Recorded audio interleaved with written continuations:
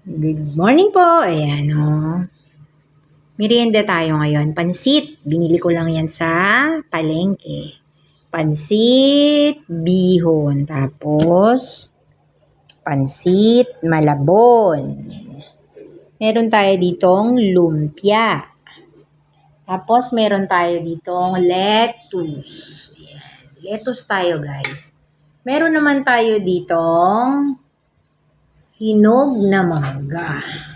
At meron tayo guys dito. Tingnan nyo.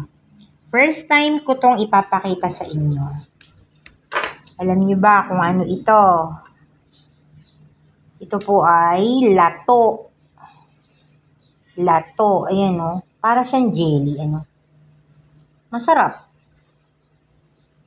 Masarap siya. Lasa siyang asin.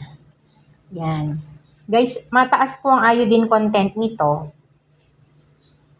Para doon sa mga merong iodine deficiency, yan, kain po tayo nito, guys. Masarap naman siya. Ito nga po, ihahalo ko nga dyan. Ayan, tingnan nyo. Ayan, mangga. Diba masarap? Tsaka lettuce. So, yan. So, guys, samahan nyo akong kumain ng lato. Mayaman yan sa iodine.